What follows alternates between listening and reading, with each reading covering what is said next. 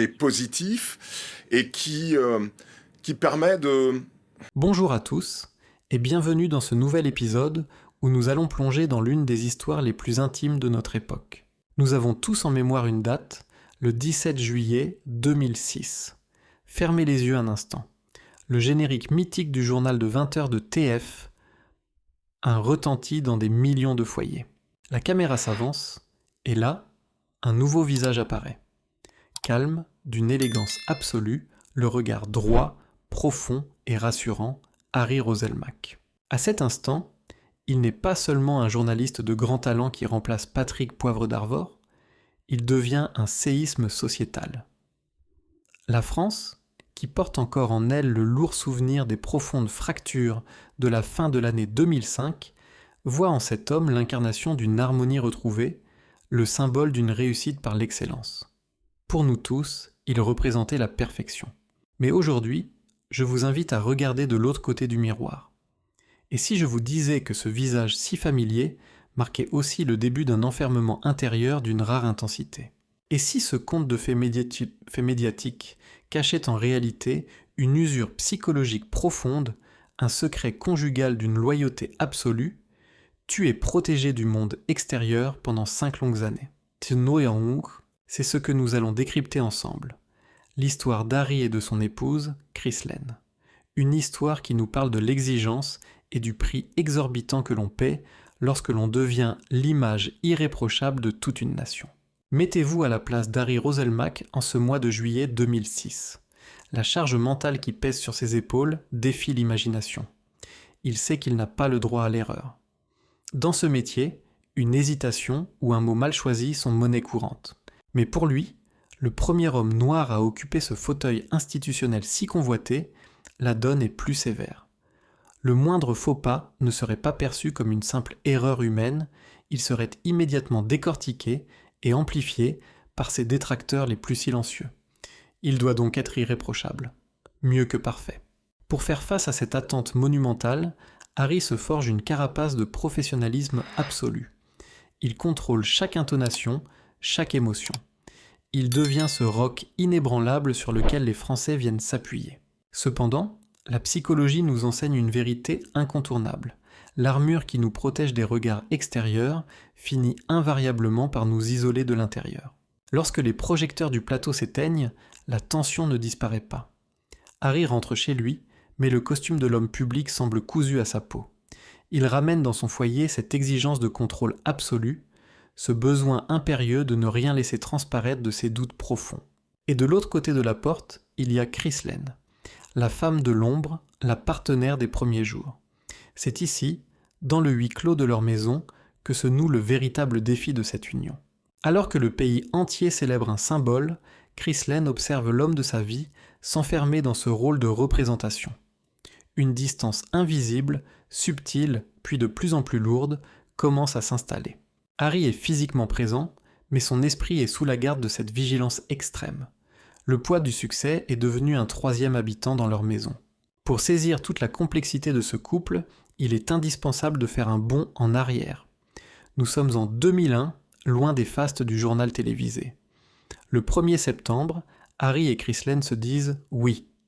Harry est alors un jeune journaliste ambitieux, brillant, mais son nom ne résonne pas encore dans tous les foyers.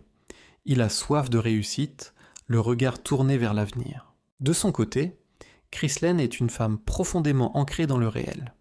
D'origine martiniquaise, elle exerce le métier exigeant d'aide-soignante. Chaque jour, elle affronte la vulnérabilité humaine et apporte un soin vital aux autres. Mais Chryslaine possède aussi une autre facette, une âme d'artiste, vibrante d'une passion ardente pour la comédie et la danse. Elle rêve elle aussi de lumière et de scène. Dès lors, une dualité fascinante s'installe. D'un côté, l'homme de mots tourné vers l'ascension médiatique, de l'autre, la femme de terrain baignée dans la réalité viscérale. Au début, ce contraste est leur plus grande force. Elle le ramène sur terre lorsqu'il s'envole, il la soutient dans ses aspirations. Mais le destin bouleverse parfois les équilibres les plus solides. Lorsque la carrière d'Harry s'emballe vertigineusement sur la première chaîne, la structure même de leur famille est ébranlée. Face à l'ampleur de ce succès national, Chryslaine prend alors une décision d'une abnégation rare, un choix silencieux que beaucoup de femmes de notre génération comprendront viscéralement. Elle choisit de s'effacer. Consciente que deux soleils ne peuvent rayonner sous un même toit sans risquer d'aveugler la famille, elle met ses propres aspirations entre parenthèses. Elle devient l'ombre indispensable à la lumière éclatante d'Harry. Pendant qu'il conquiert la France, elle consolide les fondations. Elle assure l'éducation de leurs 3 enfants, Omaya, Yanaël et Leroy. Elle devient le pilier incontestable de ce foyer bousculé par les urgences de l'actualité et les absences d'un mari grand reporter. Psychologiquement, cette position est d'une exigence redoutable. Sur les tapis rouges, elle apparaît toujours radieuse, d'un soutien sans faille. Mais derrière les sourires officiels s'installe la profonde solitude d'une femme dont l'identité individuelle est progressivement absorbée par la notoriété de son mari. Elle n'est plus tout à fait Chryslaine, la femme passionnée. Elle devient avant tout l'épouse d'Harry Roselmack. Elle accepte ce rôle par amour. Elle apaise les angoisses de son mari, organise un havre de paix pour qu'il puisse se ressourcer. Mais pendant qu'Harry raconte avec talent les histoires des autres à des millions de téléspectateurs, qui, dans le silence de leur maison, prend le temps d'écouter la voix de Chryslaine. Cependant, tout sacrifice, aussi noble soit-il, possède ses propres limites face à l'usure impitoyable du quotidien. Et lorsque l'euphorie des premières années s'estompe, les fissures, d'abord invisibles, vont inexorablement remonter à la surface, préparant le terrain pour une crise d'une ampleur insoupçonnée. Nous voilà au tournant des années 2010. En 2011, à la surprise générale, Harry Roselmack prend une décision d'une audace folle. Il quitte volontairement le fauteuil tant convoité du journal de 20 heures. Mais la réalité est tout autre. Loin de s'apaiser, Harry plonge à corps perdu dans un journalisme de terrain brut et exigeant avec ses documentaires en immersion. Il quitte le confort aseptisé des studios parisiens pour affronter la rudesse du monde réel. Il dort dans la rue avec les sans-abri, pénètre dans l'univers fermé des prisons, écoute la détresse de ceux que la société a relégués dans l'oubli. C'est un travail journalistique remarquable, d'une profondeur rare. Mais psychologiquement, l'addition est extrêmement lourde. Lorsqu'on s'immerge si profondément dans les fractures de l'humanité, on n'en ressort jamais totalement indemne. Le soir, lorsqu'il franchit le seuil de sa maison, Harry ramène inévitablement avec lui l'énergie pesante de ces réalités difficiles. Il est physiquement présent à la table familiale, mais son esprit est encore hanté par les trajectoires tragiques qu'il vient de documenter. Pendant ce temps, que se passe-t-il dans le cœur de Chryslaine ? Depuis une décennie, elle tient fermement la barre du navire. Elle gère le quotidien, les urgences et l'éducation de leurs 3 enfants qui grandissent vite. Elle a mis un mouchoir sur ses propres ambitions pour que son mari puisse accomplir sa vocation. Mais l'épuisement émotionnel, ce mal insidieux qui ronge tant de couples construits sur le sacrifice de l'un des partenaires, commence à tisser sa toile.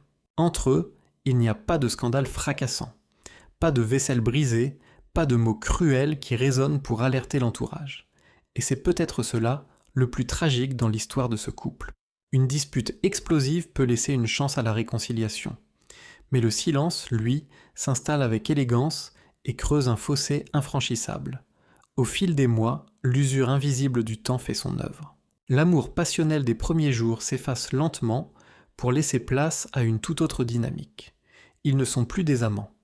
Ils sont devenus les 2 directeurs très respectueux d'une entreprise commune appelée famille. Nous arrivons alors à un moment charnière, un instant de vérité clinique et foudroyant. Nous sommes en janvier 2017. Dans le calme absolu de leur foyer, Harry et Chryslaine s'assoient l'un en face de l'autre. Sans reproches acerbes, sans larmes théâtrales, ils procèdent au constat amer d'une évidence que l'on ne peut plus fuir. Le regard qu'ils échangent n'est plus celui d'un mari et de sa femme, mais celui de 2 adultes infiniment tristes qui réalisent que la flamme s'est définitivement éteinte. Ils admettent que la tendresse subsiste, que le respect est intact, mais que cela ne suffit plus pour faire un mariage. La décision tombe d'une lourdeur infinie, ils décident de se séparer. Pourtant, c'est précisément ici que leur histoire prend un tournant totalement inédit, une trajectoire qui défie l'entendement dans un univers médiatique où la moindre rumeur se propage en un éclair. L'amour passionnel s'est éteint, mais l'intelligence émotionnelle et le respect, eux, demeurent intacts. Nous entrons alors dans la phase la plus fascinante et incontestablement la plus éprouvante de leur histoire. Le grand secret.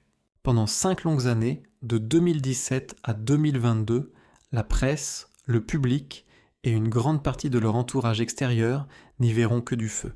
Comment, à l'ère impitoyable de la surinformation, 2 personnalités peuvent-elles dissimuler une rupture aussi fondamentale ? La réponse réside dans la maîtrise absolue de leur image et un sens aigu de la responsabilité parentale.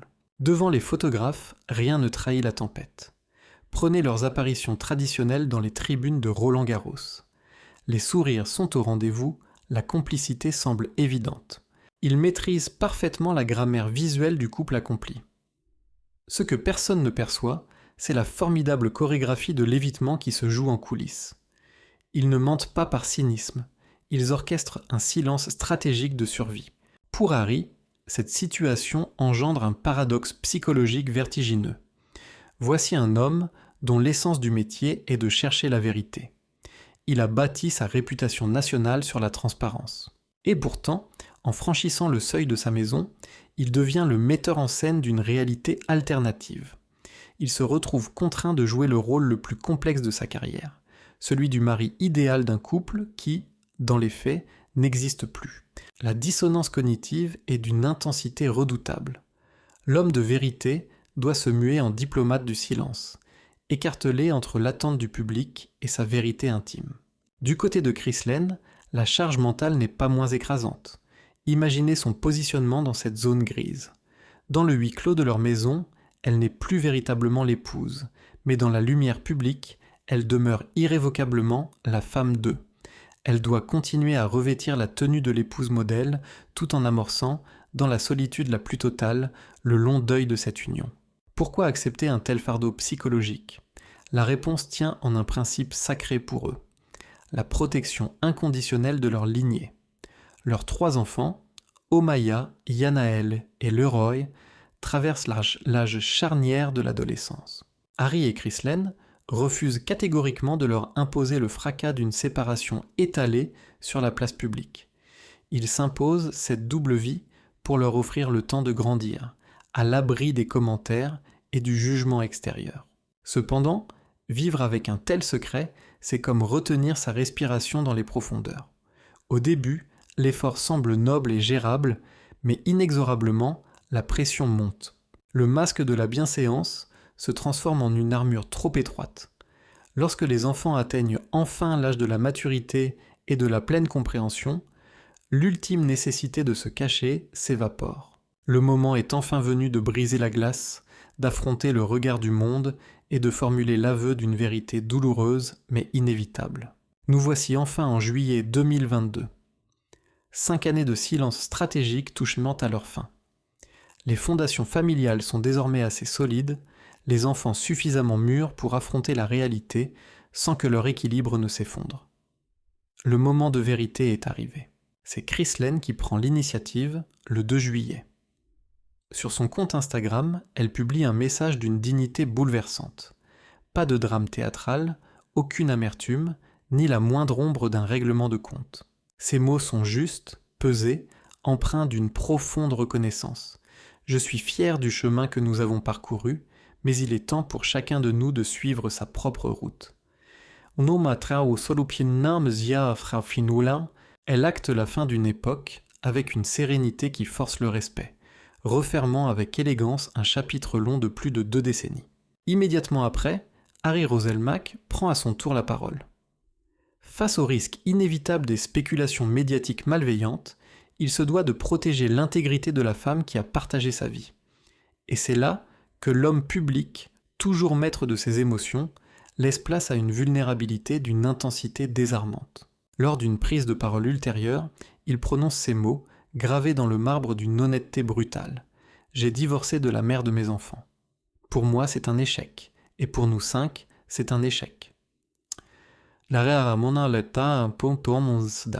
Arrêtons-nous un instant sur la puissance vertigineuse de cette déclaration. Pour comprendre la portée de ces mots, il faut se projeter dans l'esprit de notre génération.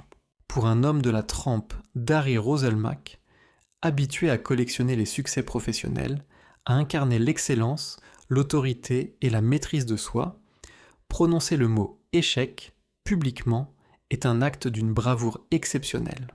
Il ne se cache pas derrière des formules de communication creuses, des chemins qui se séparent d'un commun accord ou des excuses de circonstance. Non.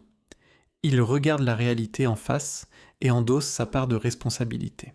Il reconnaît que malgré toute la bonne volonté, l'amour et l'intelligence, ils n'ont pas réussi à préserver le noyau originel. En admettant publiquement sa faillibilité, Harry brise définitivement l'image stérile de l'homme parfait. Il descend de son piédestal médiatique pour redevenir profondément humain, rejoignant ainsi des milliers d'hommes et de femmes confrontés à cette même douleur intime. La vérité qu'il nous livre est d'une grande sagesse psychologique.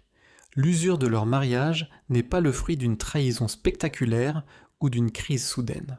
Elle est la conséquence de ces petits manquements quotidiens, de ces silences qui remplacent les mots tendres, de cet éloignement subtil qui s'opère lorsque l'on cesse de nourrir le lien au profit des obligations extérieures. C'est l'usure du quotidien qui, lentement mais sûrement, a vidé le réservoir de leur amour.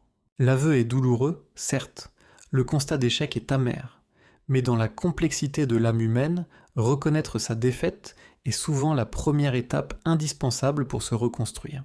Et comme nous allons le voir, la manière dont ils ont géré les ruines de leur mariage va ouvrir la voie à une nouvelle forme d'affection, bien plus solide qu'il n'y paraît. L'échec d'un mariage marque-t-il la fin absolue d'une relation humaine ? Dans notre société, où les séparations se transforment trop souvent en guerres amères, l'histoire d'Harry et Chryslaine nous offre une leçon magistrale de résilience. De ces cendres conjugales est née une métamorphose fascinante. La reconnaissance de leur rupture n'a pas été une chute, mais le point de départ d'une double reconstruction. Commençons par Chryslaine. Après 2 décennies passées dans l'ombre d'un monument de la télévision, elle s'est enfin autorisée à vivre pour elle-même. La femme dévouée a laissé éclore l'artiste qui sommeillait en elle depuis 2001. Libérée du fardeau de la représentation constante, elle a renoué avec ses passions viscérales, le théâtre, l'expression corporelle et la danse. On l'a vue rayonnante, participant voix une joie communicative à des rassemblements artistiques. Elle n'est plus définie comme la femme d'eux. Elle est redevenue Chryslaine, une femme accomplie qui a su reconquérir son identité propre sans jamais renier la noblesse de son passé. Harry, lui, a poursuivi son cheminement intime et professionnel. S'il a retrouvé un équilibre affectif auprès de la journaliste Jennifer Gallap, il a surtout continué à creuser son sillon d'homme de vérité avec une liberté accrue.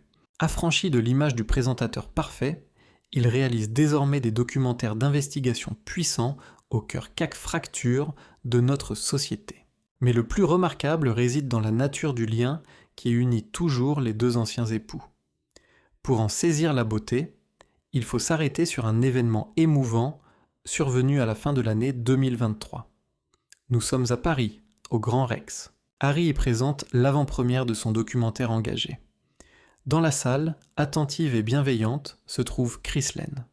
Elle n'est pas là par obligation, mais pour soutenir l'homme avec qui elle a traversé la vie.